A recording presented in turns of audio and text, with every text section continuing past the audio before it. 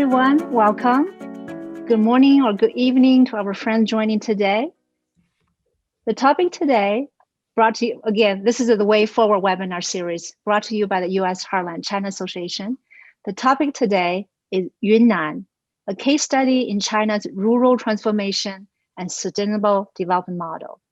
We're really honored to partner with Institute of Current World Affairs to make this public program available. First, a few words about U.S. Heartland China Association. We're a Heartland-based 501c3 non-political, non-partisan organization dedicated to building bridges between the Heartland region and China. We believe that not all bridges are built of concrete and steel, but rather the bridge between you and China should be built of people like us and the community around us as well.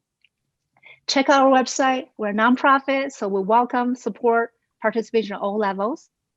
And now I would like to turn to Greg Pfeiffer, Executive Director of Institute of Current World Affairs, to tell us a little bit about his organization and why he's here and why two of the fellows are going to be here today. So Greg, please. Thank you, Min. The Institute of Current World Affairs has had a long connection to China, from our founder, Charles Crane's posting as ambassador to China under President Woodrow Wilson in the 1920s. We have since then sent many outstanding fellows to immerse themselves in Chinese society and become leading experts on China, including Doak Barnett, a prolific scholar whose fellowship in the country took place in the 1940s. He went on to be instrumental working behind the scenes in Washington, encouraging both Presidents Lyndon Johnson and Richard Nixon to end China's isolation before the country's opening in 1972. One of today's panelists, Matt Chitwood, set out to see if China could achieve its goal of eliminating the country's deep and widespread rural poverty by 2020, this year, of course. He spent 2 years as an Institute fellow traversing Yunnan province, where he refurbished and lived in an abandoned mud brick house in his base in a remote mountain village. And he got to know some of his neighbors very well, as I'm sure you'll hear. Matt was following in the footsteps of another ICWA fellow, today's moderator, Dan Wright, who immersed himself in neighboring Guizhou province on his way to becoming a sought-after China specialist. The Institute's mission is to advance American understanding of global cultures and affairs by enabling outstanding fellows like Matt and Dan to explore societies around the world. Their expertise is now expanding American understanding of China and vice versa, which is also the goal of the U.S. Heartland China Association. I think that's very much needed now at a time of very fraught relations between the two countries, but also one which holds the promise that the incoming U.S. administration will at least climb down from the current Cold War. So I very much look forward to hearing from the panel, and now handing back to you, Min. Thank you, Greg. I really admire the work you've done and the community of fellows and the voices represent. So we look forward to bring you on a future delegation to China and maybe with some of your fellows. That would be a wonderful journey. Thank you so much. So now, before we get started, 2 quick housekeeping items. One, please enter your questions throughout the event through Q&A. And we did receive a lot of questions before, and we will try to address all of them throughout the session. And also, after this program, we actually have a special extra.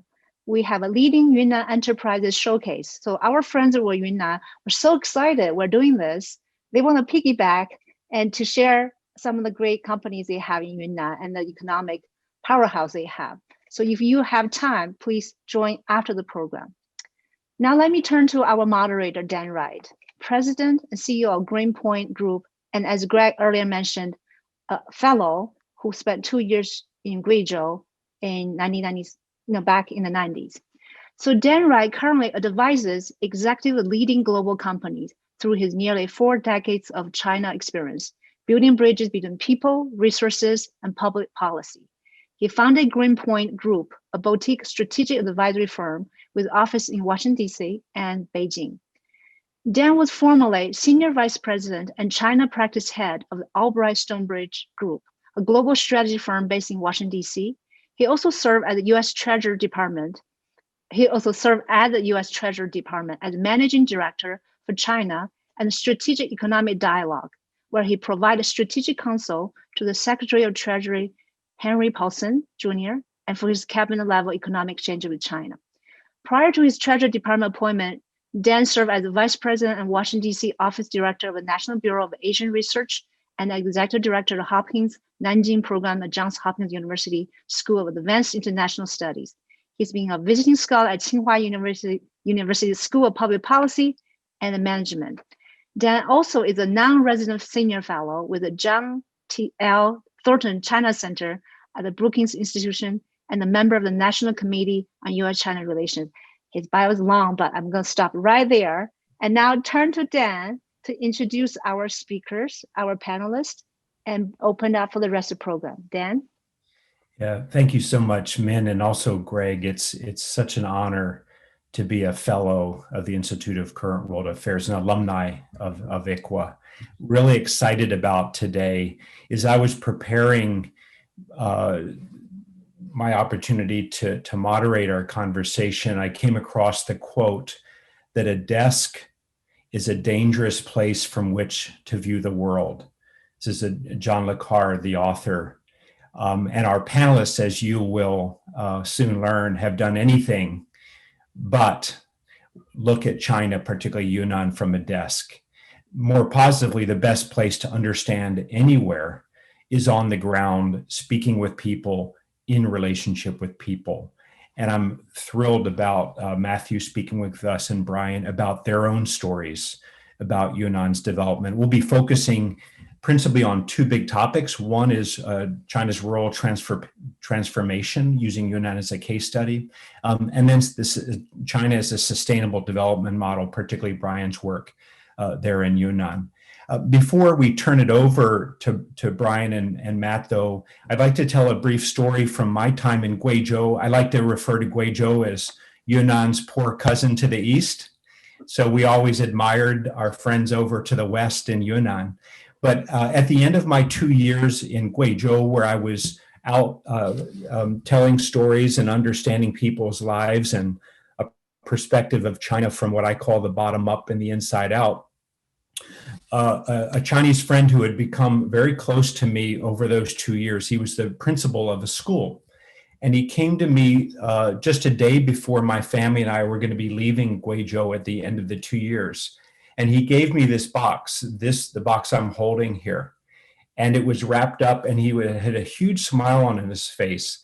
And he said, "I'm excited about this gift I'd like to give you as you prepare to leave Guizhou, and the value of our friendship and all that we've learned from one another." And I unwrapped the gift and I opened it up. I don't know if you can see this, but there were 3 keys here. And I was kind of perplexed. You know, what are these? And he said, "One of these is the key to my apartment where my family and me live. And the other 2 keys are the keys to my school. I'd like you to have a set." And how special and powerful and moving that was. And of course, I've carried this around with me for the last 20 years. I've never gone back and tried to see if they work, but the power of the symbol, right? Relationships unlock insights, and it's dangerous to look at China from only a desk. So with that, really excited about our 2 panelists to speak with us about their stories and their perspectives on Yunnan. Let me very briefly, Brian will tell you about himself, but Brian's amazing work. He and his wife, Jeannie, moved to Yunnan about 20 years ago, and the rest is history. Brian, your story there.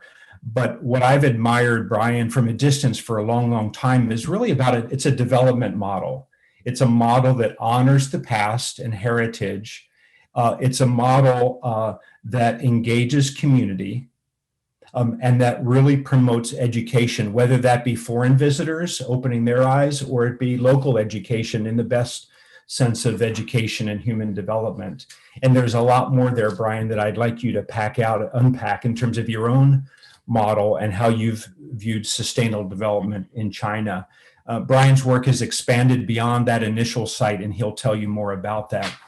And then and Brian's coming to us from Yunnan himself, where he is now living.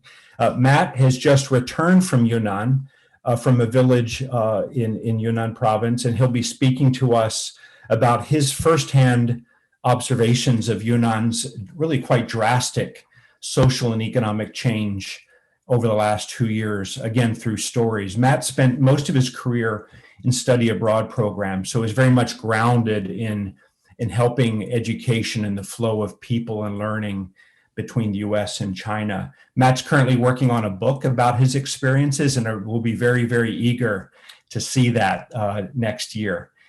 So with that, Matt, if I could turn it over to you to kick us off, then Brian will go over to you, and then we'll make sure to reserve a lot of time for question and answer after their initial remarks. Over to you, Matt.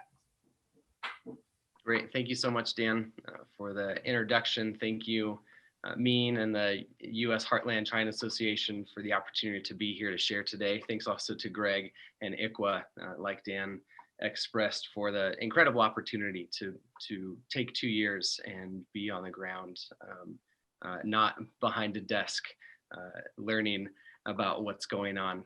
Grateful to Brian for joining as well, and look forward to your remarks here shortly.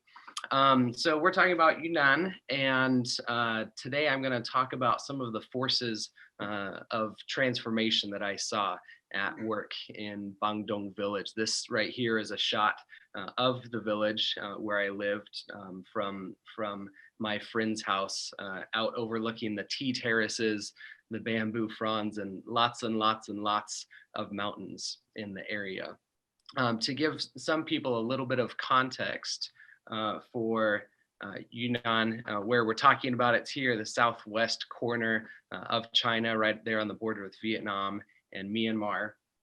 And it has this incredible biodiversity that geographically and ethnic diversity as well, really ranging from the Tibetan Plateau, kind of think of the foothills of the Himalayas, down to this tropical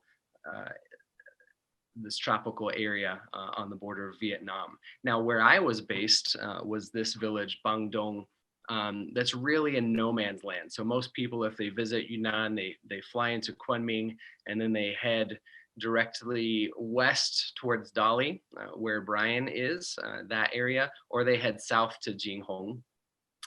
And I was where that red star is, right in the middle of those two. Really no man's land between the two. No one goes there, and it's kind of for good reason. There aren't great roads there.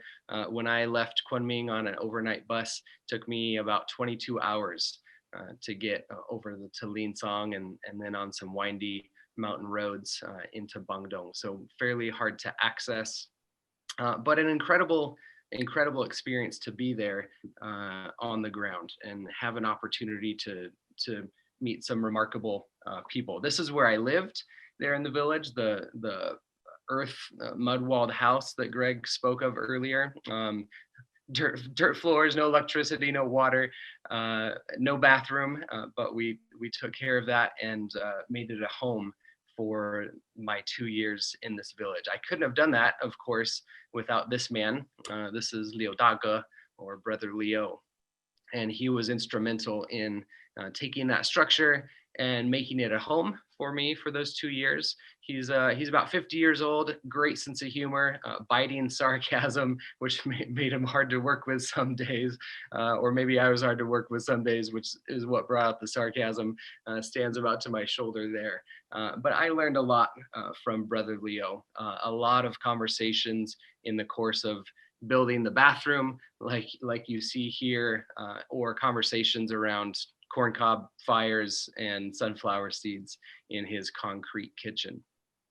One of those conversations that was very meaningful and powerful to me was one day after working on the house, and some of you may have heard me share this story before, walking back to his home for the evening to have dinner together, and walking along this road that you see in this photo. Actually, this road was not paved when I first moved to Bangdong.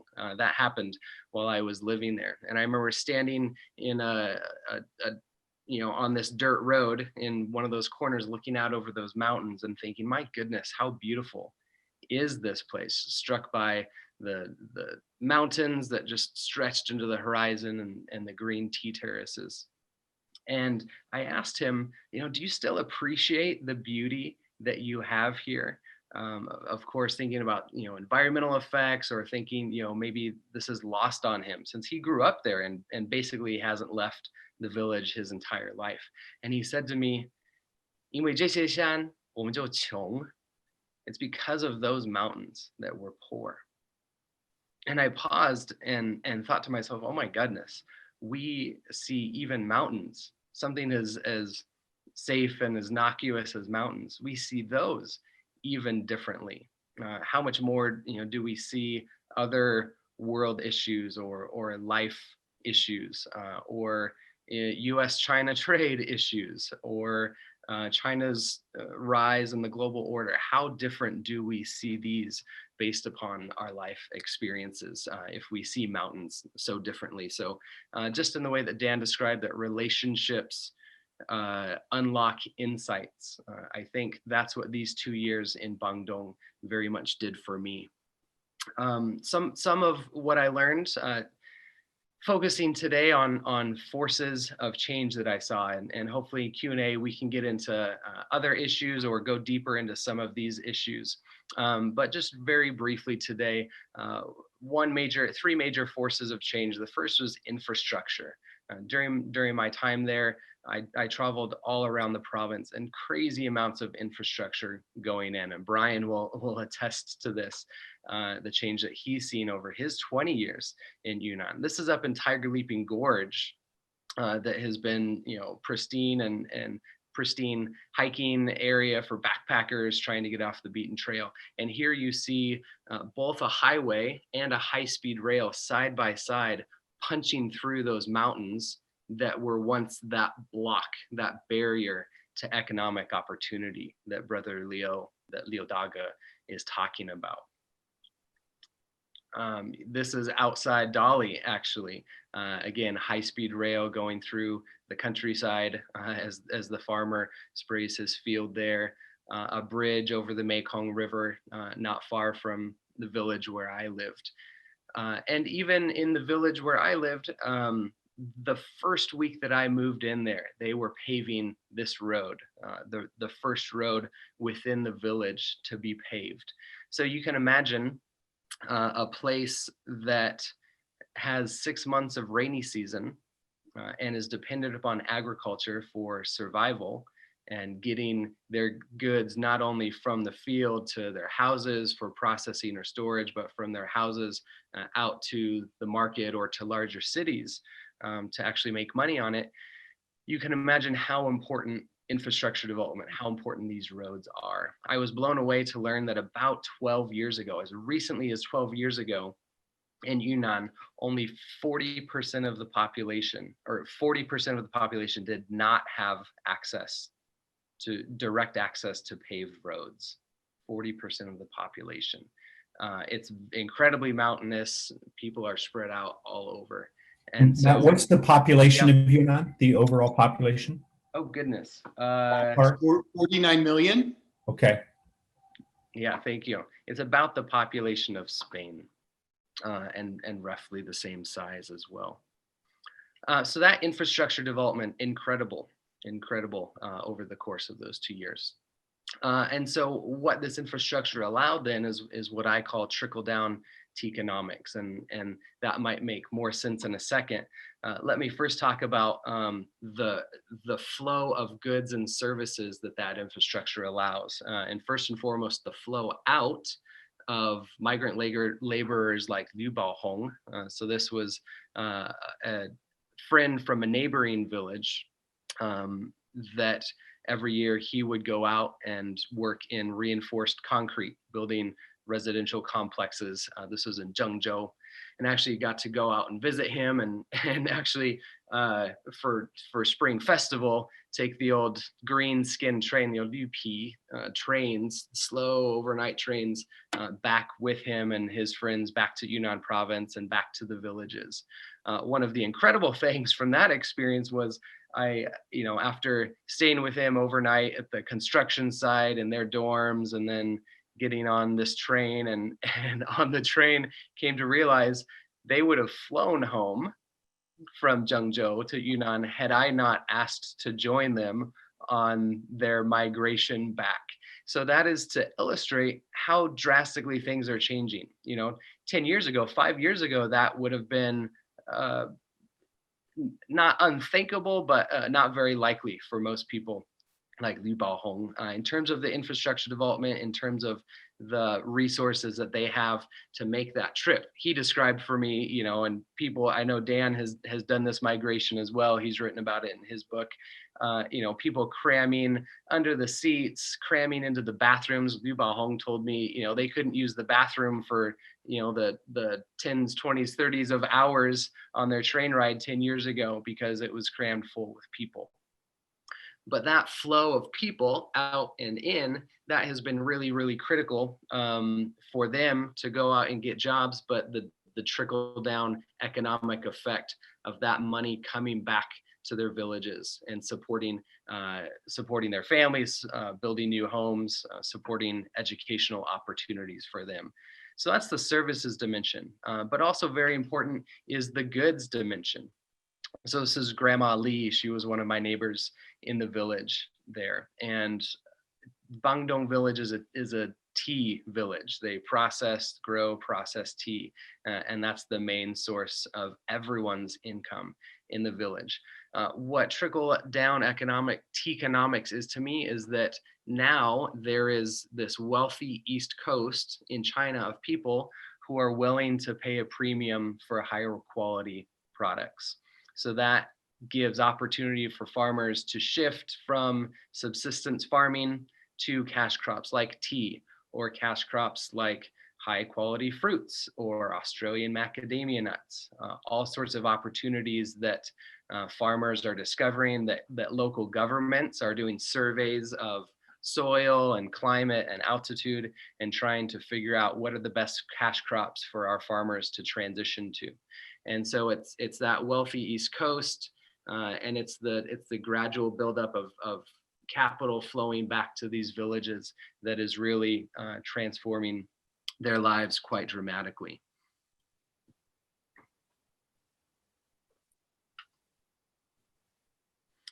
Here's one example, and China, like Teaconomics, I made up that word. China has a lot of made up words. Farmerpreneur is one of those, of farmers using technology to sell their goods elsewhere. So this is one lady that I met in northern Yunnan, obviously selling pomegranates on her phone, e-commerce platforms, really teaching people what a pomegranate is. People who have never seen pomegranates or heard of them, teaching them what they are, how to eat them. And business was booming for her. You can see her screen, or my screenshot there of her selling those. I will say, just caveat, and we can go into more detail on this, tech is not a panacea for poverty alleviation. Lots of barriers to that, in fact, but this was one case actually where that was working well. And so that flow, again, of goods and services, money, huge force of transformation there. The last one I'll mention is the poverty eradication campaign. This sign here just outside Bangdong says, 脱贫政策好，党人忘不了. So the poverty eradication policy is good, and the goodness of the party we will never forget. The last 5 years, this campaign has been going hard. It's a brainchild of Xi Jinping, President Xi Jinping, and the goal has been to eradicate poverty by 2020, this year. And actually, about 2 weeks ago, Xi formally announced that China had eradicated poverty. Which is a huge accomplishment. Again, I can go into more details in Q&A if anyone wants about what the metrics of that was. The short answer is that yes, China eliminated poverty, and they still have a long way to go in those poverty eradication efforts, because what they're talking about in eradicating poverty is extreme rural poverty. So a line of about 4,000 RMB roughly in purchasing power parity about $2.30, $2.60 a day. So it's not a lot of money. People very much at a very low bar, a low line of extreme poverty. But you can see here, this is the amount of money that the government has been contributing to this campaign. It's shot up since the campaign formally started in 2015, and that trajectory has only continued. And this has been the results from about 8 years ago, roughly 100 million people in poverty, to this year, officially zero in poverty. So dramatic results over the course of that campaign.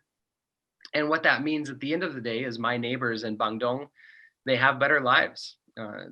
They have new houses, they have roads and access to education, free room and board through school. They have access to better healthcare, and they're living their best lives now. And they attribute that directly to the party for its policies, and actually specifically to Xi Jinping, who is the face of the party and really the face of this campaign. So very positive support for the party in that. So a few quick takeaways, and then I'll turn it back over to you, Dan. First is that the CCP, the Chinese Communist Party, doesn't forget rural people. The rural population in China is roughly 550 million. That's a lot of people, almost 2 times the US population. And it's important demographic as one. You can attribute this to a number of things, and there's debate about what they are. Some might say, it's the mandate of socialism to lift all people equally. Some might say it's party legitimacy, the Chinese Communist Party wanting to maintain legitimacy. And so this is a way that they do that. Some might say it's the party wanting to maintain social stability in its own interest for wielding power. Whatever the reason, such a large demographic is incredibly important to the party. They pay attention to it, and they have policies that have, I would say, very incrementally, very gradually over the course of 40 years of opening up, that have really transformed these people's lives and my neighbors in Bandung. The second is that rural people are party people. And what I mean by that is they're, broadly speaking, found very, very broad support from my rural neighbors for the party and what it's doing. 国家政策好, a phrase I heard over and over. The national policy is good. Central policy is good. Again, the material changes they were seeing in their lives, they appreciated, and they attributed those directly to party policy. There was a study that came out recently from Harvard, the Ash Center there, that said people across China are more greatly satisfied with the party's work now than ever before in the last 2 decades since they've been doing this study, and particularly in poor regions and inland regions, exactly like Bandung. So rural people are party people. I found that to be the case. The caveat to that, as always, people grumble, as we do with our government, not to do a false equivalency of their government and our government. They're different, but people do grumble.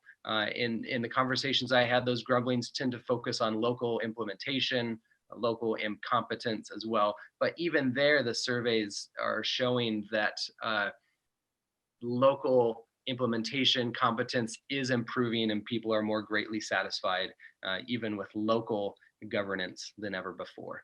The last thing I'll say, more challenges, harder challenges. So I don't think that's an actual pithy Chinese phrase, but basic idea.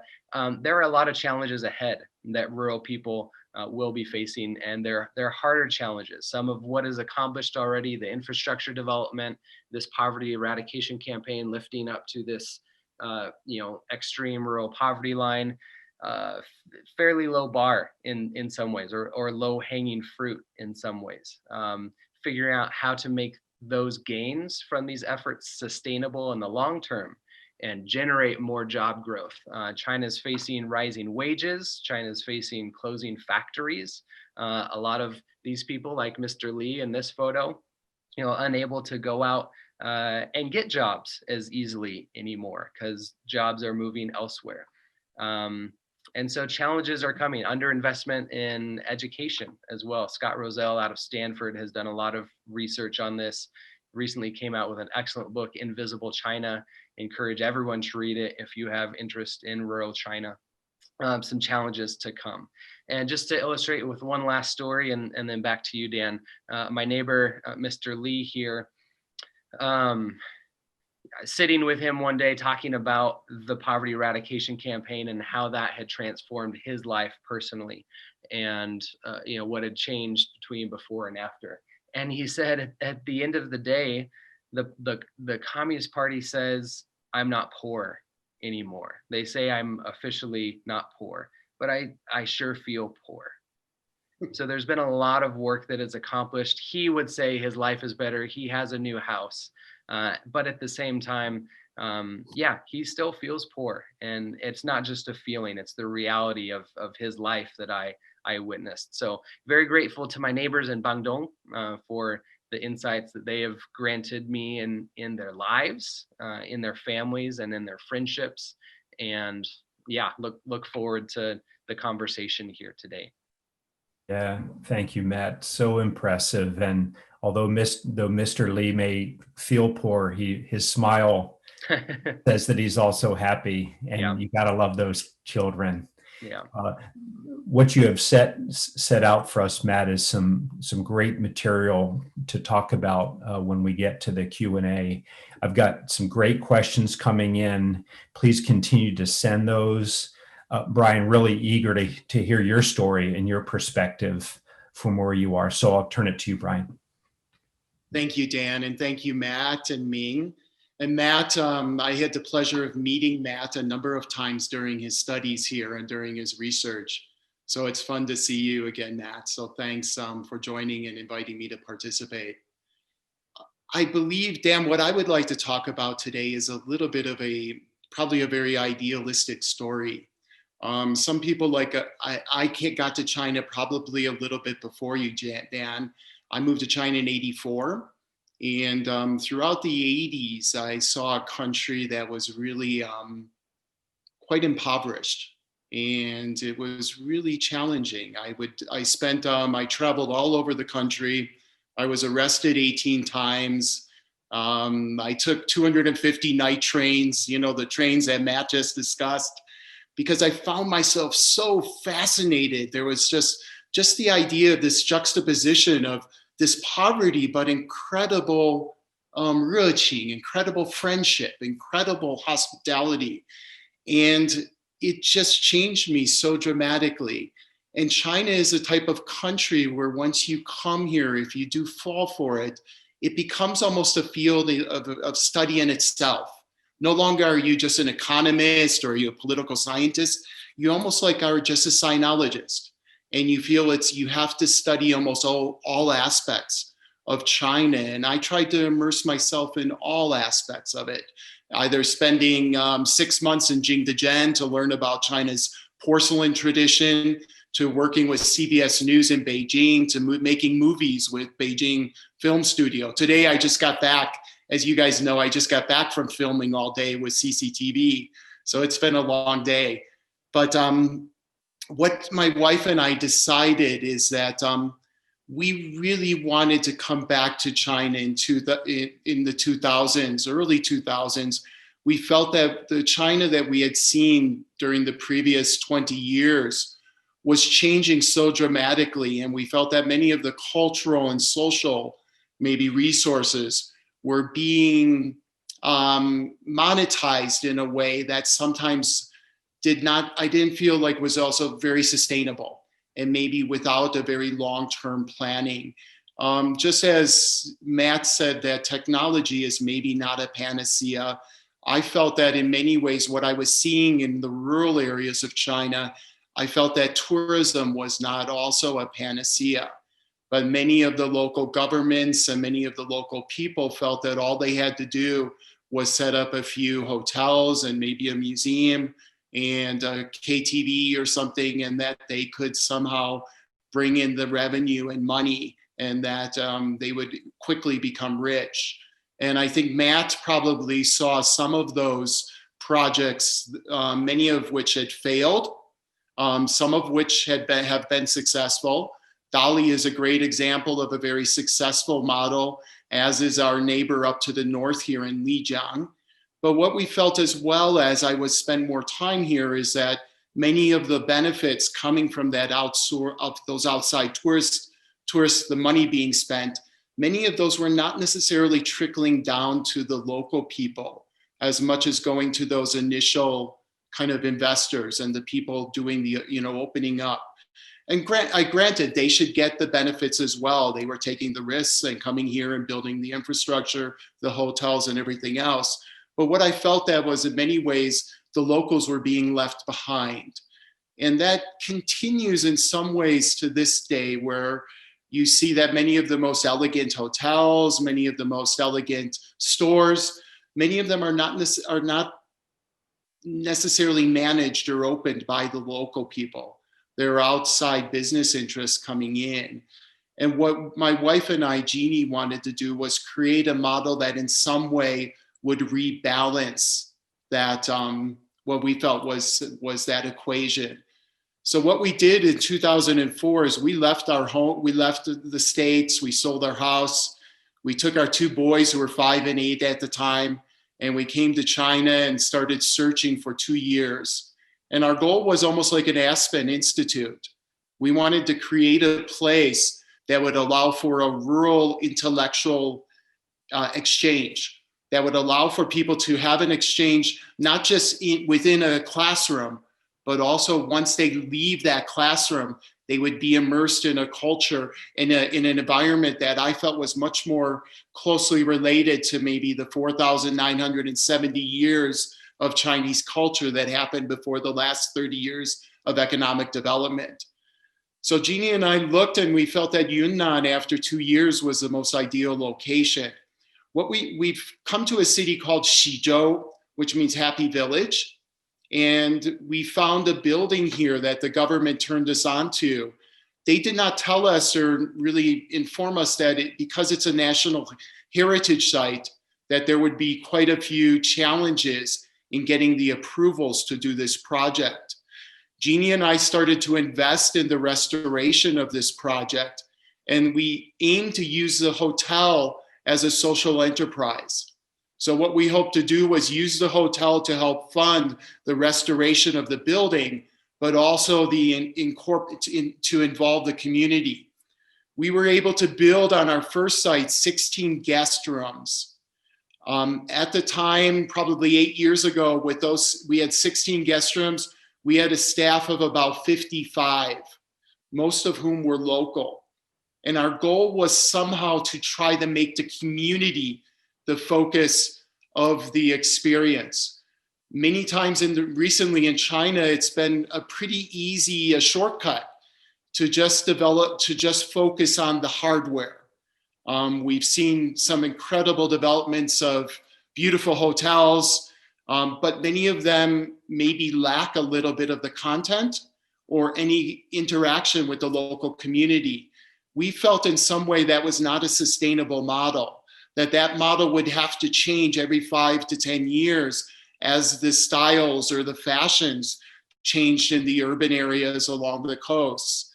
So what we wanted to do was take what remaining cultural heritage and social resources and somehow try to highlight them and turn them into resources for the community and for the local staff. So that's why that's what we did with our first few sites here. We also wanted to change the travel paradigm a bit. And we wanted foreign visitors or any outside visitors to be able to come to a destination like Xizhou and to be able to share their own talents, be able to share their own experiences with the local community. Often many visitors come into these communities, and really our only interaction is maybe buying a souvenir from one of the locals or maybe taking a photo with one. What we wanted some way was to have someone like you, Dan, who would visit our place and have an evening lecture with you, to talk, and that would be open to the public. We have famous musicians coming through, famous writers. We do photography workshops. All of these are available to the local people, and especially to the local children.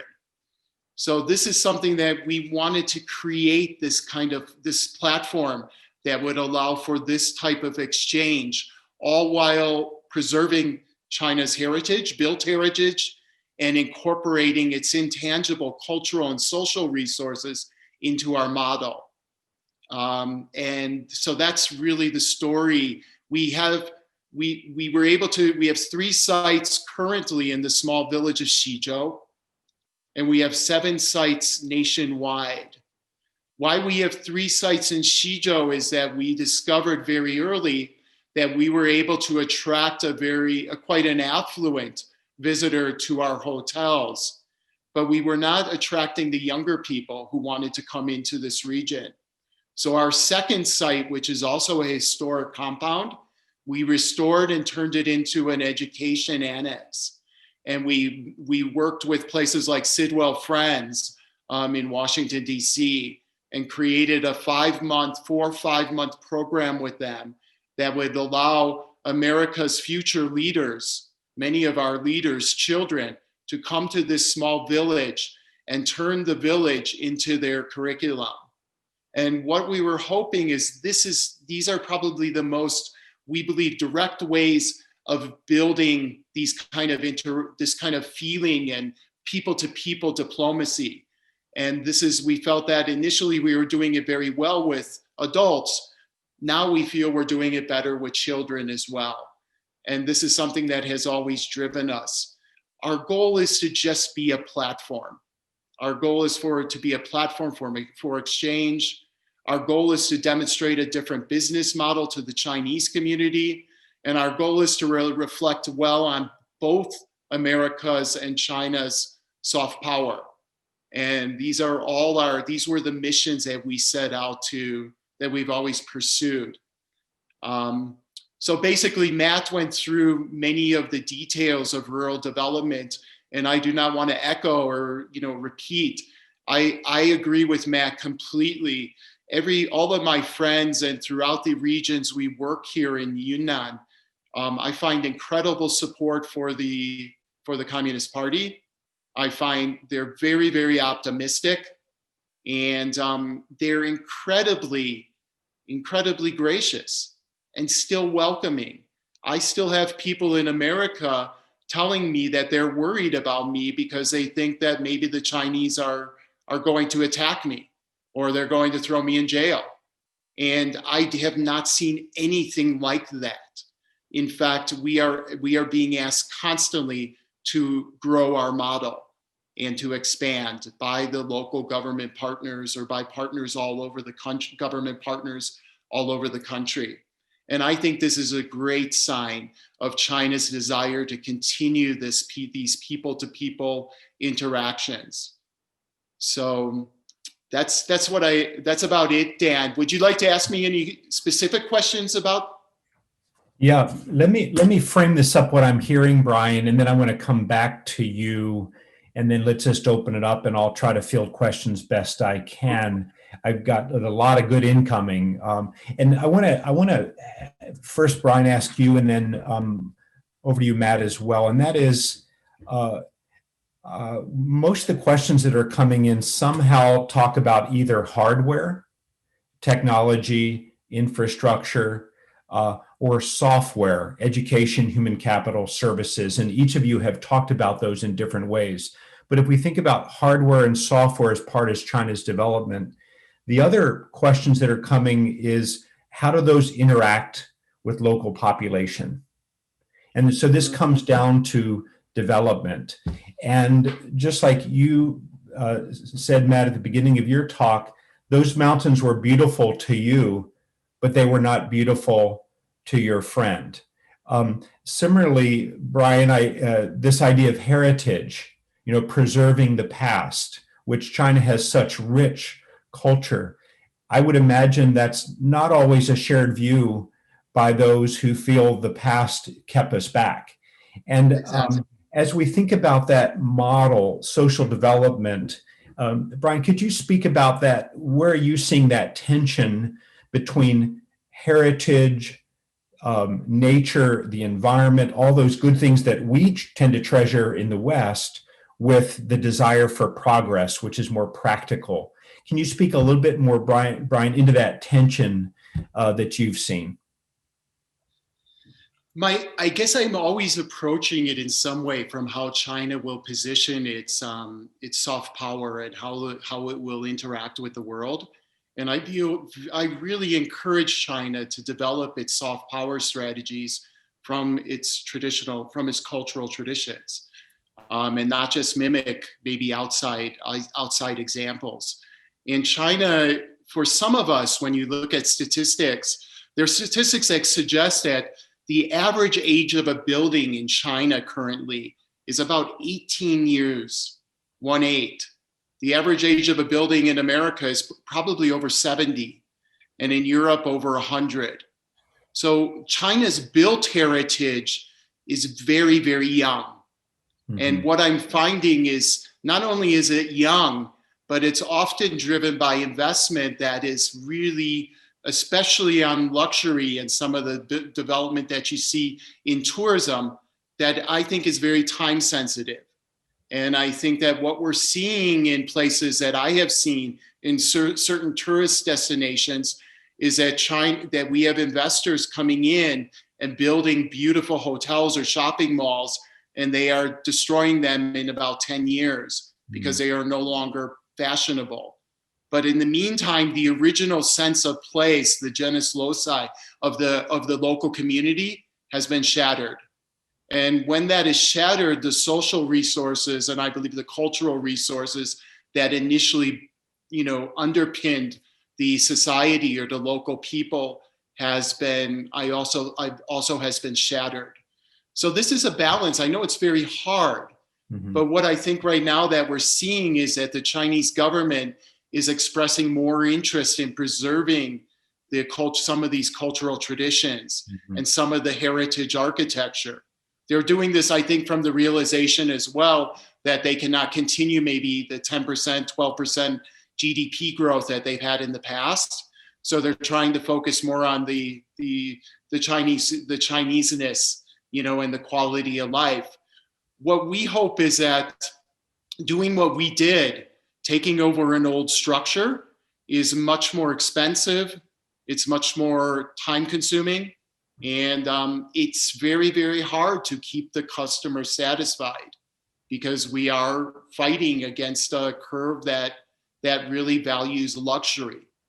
But what I find is that those Chinese guests who come to us and we have a very good business, they are the ones who are coming to us exactly because of our mission and saying we in China need to do more of this. So what I think we need are more social entrepreneurs who are willing to balance both the social benefits and the profit. Yeah, thanks, Brian. And Matt, as you respond to this question of model, could you speak a bit more to the infrastructure dimensions of this? And you showed that high-speed train being the built out in Tiger Leaping and Gorge. Oftentimes, those are not obviously stopping in your village, right? How do locals view this broad infrastructure development, whether it be transportation or technology, and that interaction between development of big infrastructure with your perspective?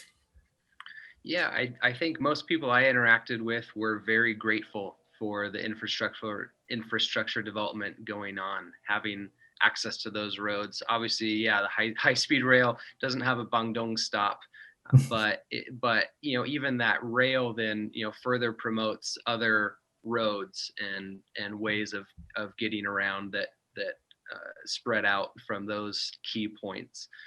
Look, China, has had this plan to connect all villages by roads, and that has come to fruition in these years. A local party official told me, it's not a question of if or even when but just how to do it best. It will get done. It's on the top of the agenda, and we're seeing it come to fruition.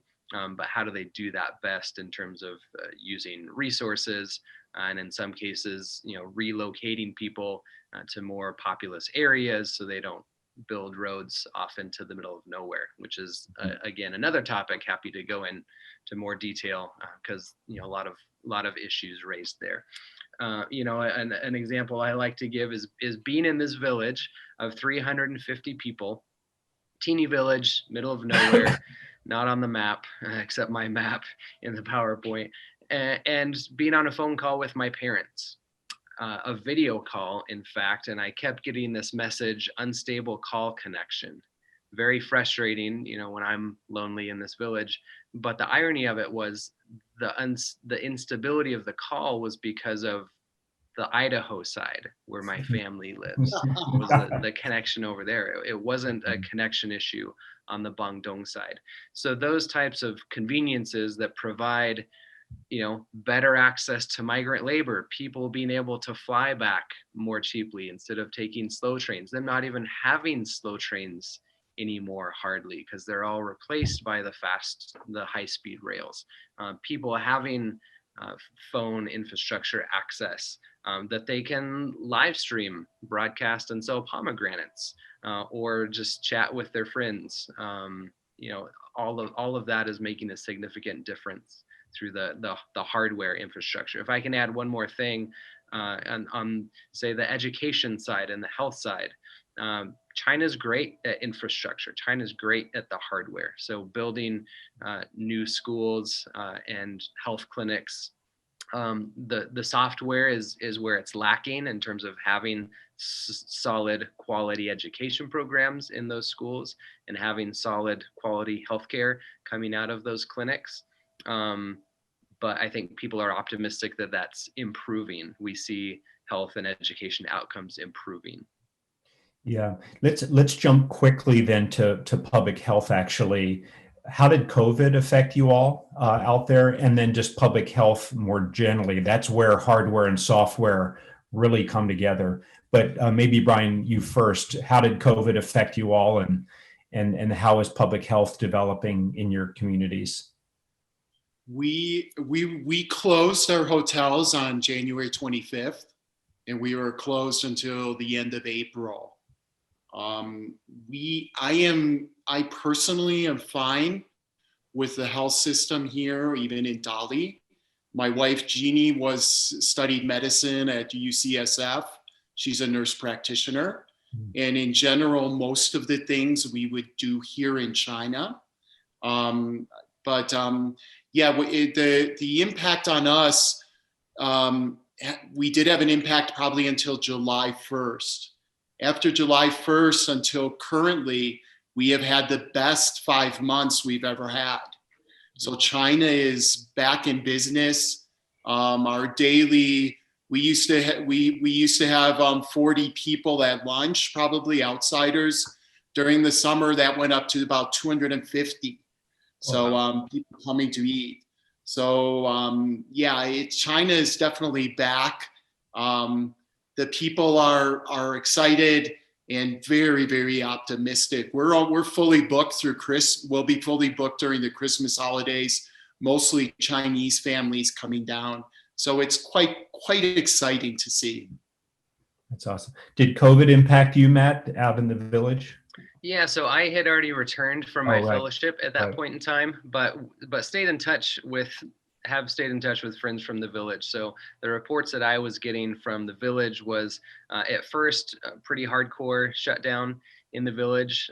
They were chopping down bamboo and laying it across the roads to prevent people from going in and out, unknown strangers that might bring it in, people manning those entryways, sending one person from the village into town 10 kilometers away once a day to get food or medical supplies or whatever for the entire village.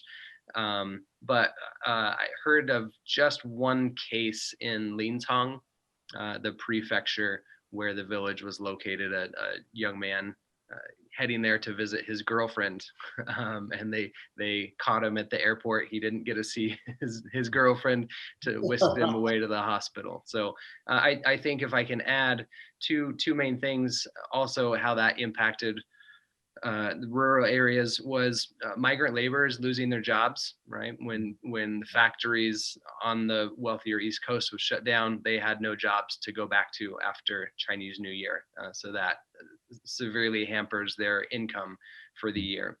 And also agricultural inputs, those supply chains broke down. And so challenges in getting seed or getting feed for livestock or getting fertilizer, that, that has longer term effects, even now on people being able to produce. Yeah, we've got a number of questions on this really important topic of race, inequality, poverty. Obviously in the United States, I live in Virginia, that's where I am now. And many on this call are in the United States, but we also know that China has a population of non-Han ethnic groups, many of which you all have lived among and been part of. So this is a sensitive topic that's top of mind for especially those of us in the U.S., given what's been going on here for a long, long time, but we've just been much more aware of it over the last year. Maybe, Brian, if we could start with you. You live right in the middle of a very important national minority area. Could you speak to the issue of race? Just unpack that for us in your experience, especially over the last 20 years. Yes, we live, there are about 1.9 million Bai people in China, most of whom live in the Dali state prefecture. Most of my friends here, most of the people I interact with are Bai in my small village here. We have about 5% Hui in the village, so Muslim. We're one of the only villages that it's not so common to have a mosque within a Bai village. Usually the Muslims have separated, the Hui have separated a bit into different villages. Shizhou has both a mosque and then local temples. Again, perhaps I'm a little naive because I love doing what I'm doing. I have found very little concern from the Bai people or ever any criticism of their status. We also work with the Yi people and the Li Suzhu people. And again, there has been very little. Their support of the CCP is probably as strong as among the Han people. So this is what I'm still seeing up in the small villages wherever we go, and for good reasons, as Matt just said. I mean, I've seen personally throughout this province where some of the smallest villages of 100 people are now connected by these incredible cement roads that they had to build 20 kilometers for the 100 people. And so this is something they're very, very proud of. And I don't know, Matt, is that your feeling too among some of the minorities?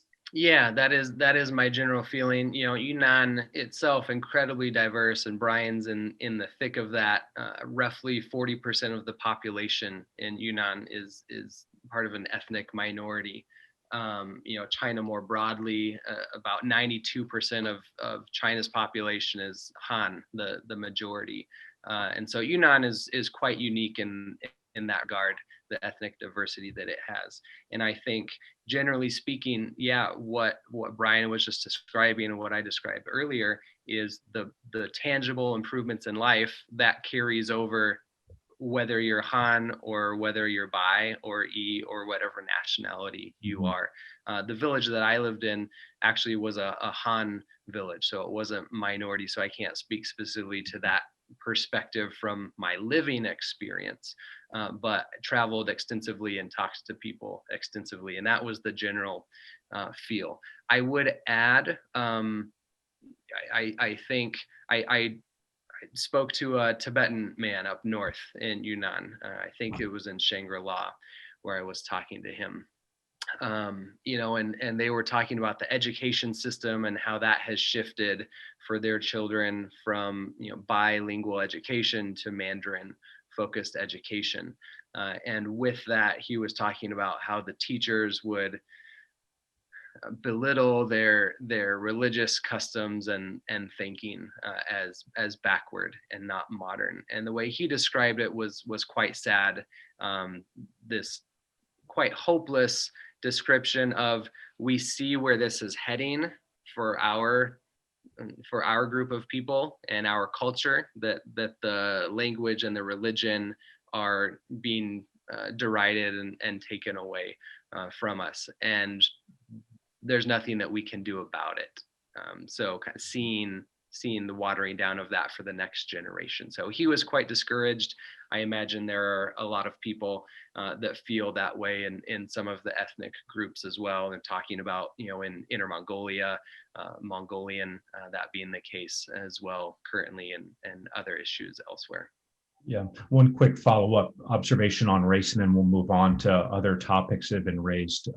In my experience in research in Guizhou, and I've been to Yunnan a bunch, is I think in Southwest China, the national minorities are quite well integrated, if you will, with one another. I think because it's quite diffuse. These are relatively smart and many. You think of Yunnan. At the same time, there is what I would call structural or historic racism. If like I was once in out in a mountain area in northeast Yunnan, and down in the valley, the best farmland, you'd have the Han, and then it'd be like stratifying then you'd have the I don't know about the Bai. I think they're probably historically quite strong. And then you get the Miao above that, and the folks that push to the very top of the mountain are the Yi, or if I remember correctly. So you do have this kind of structural, and there have been episodes, over the last 50 years of some conflict, I know, over in Guizhou. But I think for our audience, my observation, I think you all are speaking to this, is there's fairly well integration both into the current governance system as well as one another. That's my general observation that I think you all are speaking to. I want to come back to a different topic that's been raised, and that's the physical environment. Yunnan is often seen as kind of the pristine part of China, the beautiful, the green, and the beautiful clean streams and such.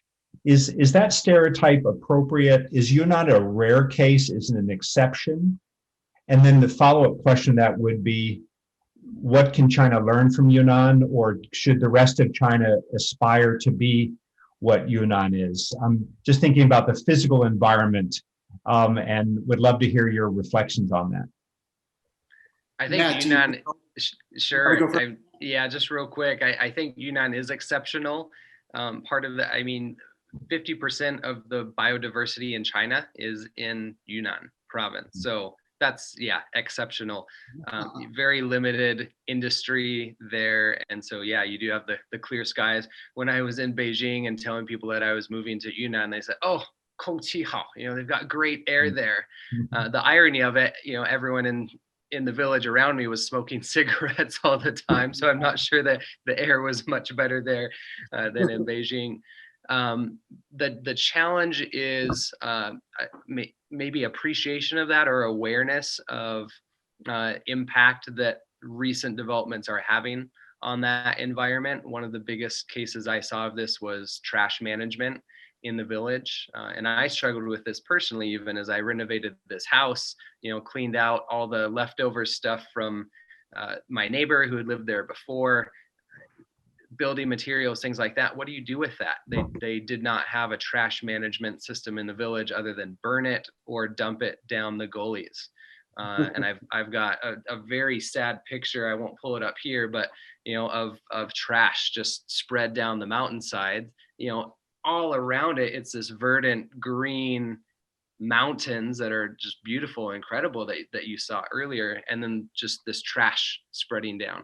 And down on the Mekong River, the trash just spread out across the Mekong River like that as well. So I think there's lack of awareness of the impact that that has on the environment, the impact that has on the tea that they're growing there in the village, the impact that that has on the water. And because of that lack of awareness, no systems that they're developing to address that. I think that starting to shift a little bit, they're becoming more aware. The government has taken the lead on the trash management issue, not satisfactorily, but I think that shifted in the last 2 years where it had been in local government responsibility. Central came in and started directing that more directly. So I think that we're seeing positive changes in that regard. I don't know what you've seen there, Brian. I believe that I agree with you, Matt. I mean, Yunnan is very, very special in China. I think the weather as well, they call this the province of eternal spring, because of our altitudes in most of the areas here in Yunnan. Our weather never gets too hot nor too cold. I think the area where I am right now in Dali has it's the 6th largest freshwater lake we live alongside in China.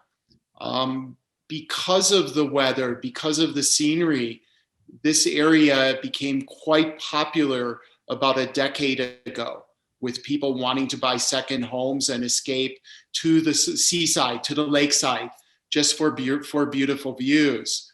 Many businesses came in and built hotels right along the lake, but many of them it was nebulous. It wasn't clear if they were licensed. Nobody really knew. And some of the septic was seeping into the water, which then flows down to the Lansang River, to the Mekong. So the Chinese government came in and destroyed 2,000 of these hotels, and many of the locals who lived alongside the lake, the government has also built new homes for them. One is very close to me here, where they are building 1,806 new homes for villagers whose homes were too close to the lake. And they're doing this to preserve the lake and ensure that the water safety is preserved. These are things that I think are going to be hard if you're if you're in Wuhan right now, or Shanghai, or Nanchang, or Changsha. You don't see too much sun. It's pretty cold and dreary at this time of the year. Today was probably 70 degrees and crystal clear here.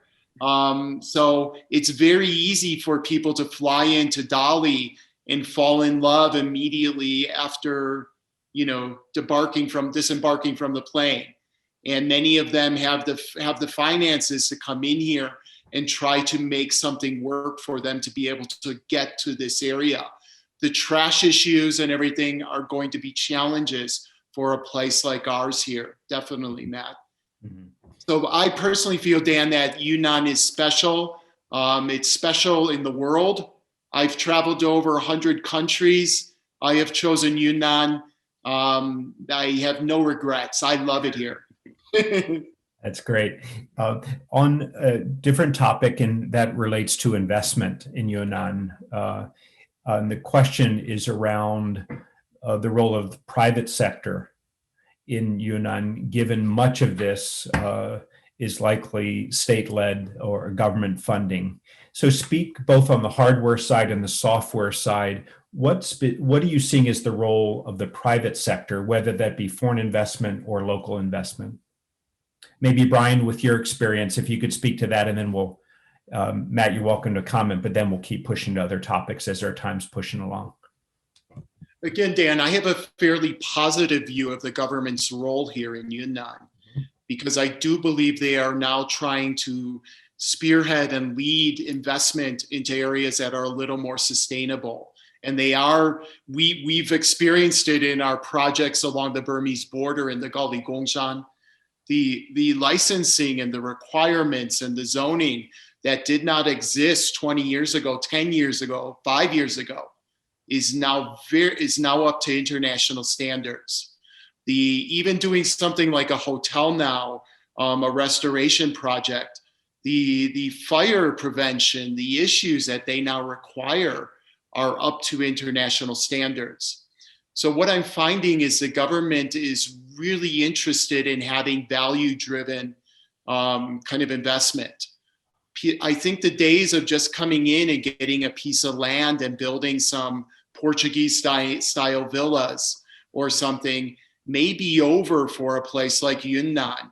And I have recommended constantly to the government here for us to be more picky, for us to be more demanding. People are the money will always be coming here because of our natural resources, because of what we're blessed with. And for us we should be more picky in deciding how we move ahead with projects. And I have found that the government of Yunnan has become much more discerning, and in a very positive way, to preserve the environment and increasingly to preserve the cultural and social resources of this province. Yeah, and Brian, a follow-up question specifically on the private sector, foreign or Chinese. Do you see that? What's the trend line of private sector involvement in all of this? I believe the private sector wants to be more involved, but I believe that they're now they're running into a little bit of a challenge because of the government becoming much more discerning. Mm-hmm. I mean, originally the private used to come in here and be able to freely access land or something. Now I think the government is putting out conditions that in some ways are protecting both the local people in some way, or the local environmental and the cultural resources. So I find that as a private person trying to do business, it's much more challenging than partnering with the government. And we are doing all our projects in partnership with the government. We have not taken on any private investment. And what we have discovered is that the government is more than willing to support these value-driven projects. Excellent. So as the U.S. Heartland China Association, we're always looking for lessons between our countries, right? The heartland of the U.S., the heartland of China. And Matt, question for you. You're back in Idaho. You have the opportunity to go to sit down with the governor of Idaho. What are the top 3 lessons from what you experienced in terms of some of those takeaways, recognizing we have very, very different systems? But what would be your top 3 recommendations for a state like Idaho? Investment in education. Over investment in education. I'm seeing in China where it's actually been underinvestment in education, and they're trying to catch up. And I'm seeing the problems that are coming down the road that are going to affect the people that I was living near. And without that, there's no way to sustain the gains from these infrastructure development and poverty alleviation. So first and foremost, over investing in education, and you reap the benefits of that 20 years down the road. Second, my question would be, what are the metrics you're using to judge whatever you're doing? And I saw this firsthand when I was working with the Bill and Melinda Gates Foundation in China, how critical metrics are in determining what we're accomplishing, and if we know we're successful in that. I think what was great about the poverty eradication campaign is they had very clear metrics on what they wanted to achieve in order to, 2 weeks ago, say that they had eradicated poverty. And so I think those metrics are really important.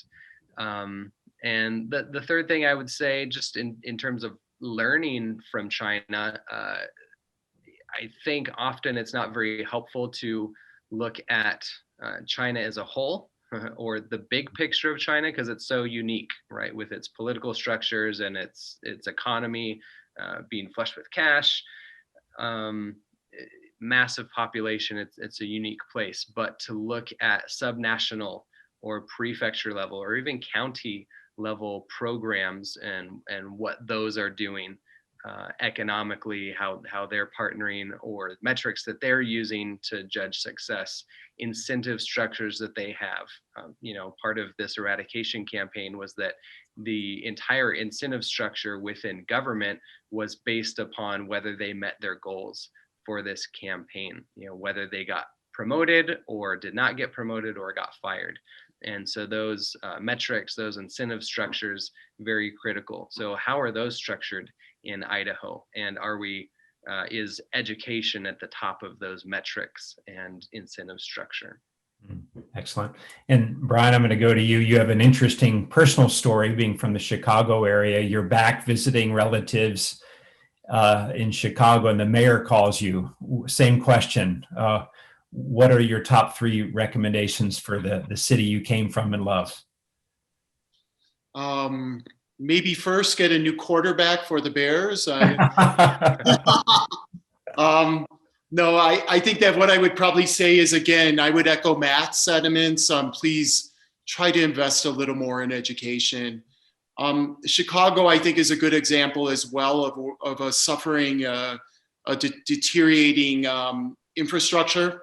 And I just know my colleagues, my friends here, my neighbors, we can drive 45 minutes and we can be connected with a 300 kilometer fast, high-speed train taking us to the rest of China. I don't like to fly, so I take the high-speed train everywhere. I'm in the middle of nowhere here, and I can get on a high-speed train and be in Shanghai in 10 hours. This is amazing. We're out in the Himalayas. And so what I would say is, please, let's try to look at ways of investing a little more in some way, improving our infrastructure. I have an interesting story. We had 2 of the young girls. They were about 16 years old here in the village. We do a film camp every year, or 2 or 3, and we bring in directors from around the world, and they teach students from all over China. We give free tuition to some of the local students. There were 2 young girls who joined, and they made a movie called The Soul of the Bai People. And we then help them to have these enter film festivals around the world. These 2 girls, their movie was accepted by the New York Youth Film Festival, and it was held in Times Square. These 2 girls had never been to Kunming. Suddenly they're flying to Times Square to participate in a film festival. So when they returned after 5 days, I went to the airport to meet them with their parents. They get off the airplane in Dali. The first thing I say is, 美国怎么样? How was America? And their immediate answer was, 我没想到美国那么穷. I never imagined America was so poor. And this is because they went to a place and they saw like this old infrastructure. They saw homeless people. It didn't register. It was completely against what they thought America was like. And what is fun, I don't know if some of my friends in the States sometimes ask me, I mean, I can walk the streets. I'll be walking home after this. I'll be walking the dark streets. There is absolutely no crime. I don't have to worry about anything. And this is amazing, having grown up in Chicago. So this is such a cool thing that that is such a better joy of living in China. Yeah. And why we need to really be promoting exchange and learning from one another, because we've got great strengths and we all have great weaknesses, and we need to 取长补短, right? Yes. And final question, and I'm going to turn it back to Min here. But final question from me to each of you is, what does Yunnan look like 10 years from now? Kind of cast a vision for 10 years from now, both the hardware, but even more importantly, the software. That's usually what lags in development. Kind of paint a picture us. Maybe you first, Brian, then we'll go to Matt, and then I'll turn it back to Min to begin to conclude us or ask additional questions. I believe that Yunnan is going to increasingly attract probably a younger, more intelligent type of become more gentrified. In many ways, if you look at like Professor Florida, this idea of these cities and the kind of the cultural capital, I believe that in many ways, if there's any place in China that can turn into an American kind of like the Santa Fe, that kind of feel, or a resort kind of retirement area, Yunnan would be that place. The weather is perfect. The scenery is incredible. So I assume that what we'll see is more people potentially leaving the big cities, especially if we are able to do more telecommuting, because the quality of life here is just so high, so high. And if the government continues to make it more easily accessible via high-speed rail and via highways, this is such a desirable place to live. Nice. How about you, Matt? Yeah, I would echo that idea of gentrification. I think more outsiders coming in, or the Dali spread. So, Dali, incredible tourist area. Brian is in Xizhou, maybe 45 minutes north of Dali, something like that. That spread to different regions where Dali's kind of maxed out on its capacity, but elsewhere, is starting to gentrify and reap the economic benefits of that. At the village level, villages like Bangdong, where I lived, ones that have access to cash crops like tea or pomegranates or Australian macadamia nuts, I see them as continuing to be better off. That their processes, the infrastructure, the connections, markets, that improving.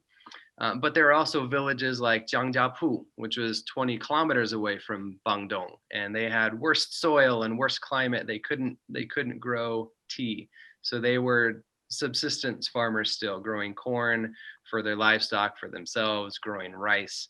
I see those villages as having a hard time still. They'll have better connectivity with roads, and they'll have cell phone towers connections. But what are they actually able to produce in their village? What sort of cash crops can they shift to? I think they're going to have a hard time. And I think these are the people who are also going to struggle to find jobs in factories that are demanding higher skilled labor, better educated workers. Otherwise, those factories are moving to Southeast Asia or back to Mexico or elsewhere. So I think in general, there's a positive picture of things shifting, and thankfully for my neighbors in Bangdong, I think they're on the positive side of that line.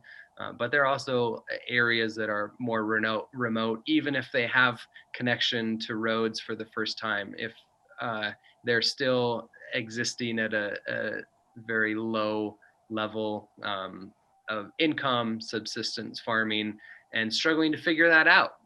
Do they then move to the urban areas and try to find jobs there? Jobs in the formal economy are percentage is actually going down. Jobs in the informal economy going up in recent years. And so do we see that trend continuing? Yeah, I think there's some challenges down the road. But I would, echo what Brian's saying. Yunnan is a good place to be nonetheless, and lots of opportunity there. Thanks, guys. Thank you so much. Min, we'll turn it over to you. Great, thank you. Thank you, Dan, for moderating this wonderful discussion. And thank you, Brian, for staying up late in China after a busy day. And thank you, Matt, for sharing your story. I want to share that one of the delegation we led, one of the delegates went to China and asked where are the rickshaws, right? We were like, okay, are you talking about tourist stuff? But just like your students who came off the plane said, she didn't imagine US to be so poor. There's so much misunderstanding. And then because of that, and people can be influenced by rhetoric, right? As we know, US-China relationship right now is not in the sweet spot. But from your perspective, maybe one statement, remark for each side. If you had to tell American friend who think China is enemy number one, taking over the world, all the other things, what would you tell your American friend? And then think about your Chinese friend who have certain misunderstanding of the United States. What would you tell them? Maybe, I start with Dan. Actually, Dan was being very gracious, gave everyone the airtime, but given your deep experience, maybe we start Dan, then Brian and Matt. What would you tell your American friend? What would you tell a Chinese friend with the typical misunderstanding of each other today? It's a tough but very important question. Where my mind goes very quickly is to that picture. I believe his name was Mr. Lee and his what may appear to be maybe his two children. It's about humans. It's about people, first of all. And yes, of course, we're different ethnic groups, we're different nationalities. But where I have really focused my life over the last number of decades is to start with the fact that we're all part of the human family. And we actually do need each other. And we're enriched by one another. And yes, we have conflict. But that's if we get our starting point right, I think that's key. And then we work out from that when we get to national interests, laws, security, all of that. But those should be able to be managed by great powers with good dialogue and good mechanisms to do that. So I start with a smile. I start with family. I start with children. And then how do we have conversations? And we all know, I would imagine everyone on this call, and there have been north of 90 people, I think, on this call, all of us have been enriched because of the other. If you're starting from the China side or the US or some other, all of us are kind of cross-cultural people. And we know our lives are so much better because of that. Not to underestimate the challenges and the stresses that we're all experiencing, but I start and end with the people. And when we lose that, then we quickly get towards all kinds of misunderstandings and fears that are out of proportion, some legitimate, but largely out of proportion. Great. Well, Dan, you are definitely an A student. You gave same state recommendation for both sides, which is that's very good. And now, Brian, please. I may not be as positive about the U.S. side, but what I would say is that, Dan, is that I feel that I'm so impressed when I am here, and I'm charmed by the Chinese people. What I've seen over these 36 years is just an incredible, is a miracle. And it's not just an economic miracle. It's a miracle that, their understanding of the world. I go into third, fourth tier cities where the taxi driver is talking to me about American politics more than we know back in the States. It's the understanding and the openness. Today, I was with a group from a very important university in China, and I was giving them a lecture for CCTV. And every one of them said, we are so open to still learning some of the best things from America. Yeah. I would never hear anybody in the States saying, we are here and we want to learn from China. We would hear that so seldom. And here, one of the top university grad schools was sitting there talking to me very proudly about their willingness to learn from the outside world. What China has accomplished over these 35 years, I am so proud of this country. And I find I am still charmed by its modesty for, in the way that it continues to interact with the world. I mean, if Chicago had accomplished this much in such a short period, we'd be flexing our muscles everywhere around the world. And China is still, I find them still so incredibly modest. So I don't know, this is what I would say, please, the Chinese, just have patience from the American side. And for the Chinese people also to just kind of continue to push forward. It's inevitable that China will continue to influence the world in incredible ways. And I just hope that the West will be open to it. Yeah, I'm sorry? Oh, okay. My headset dropped. Everything's oh, good. Okay.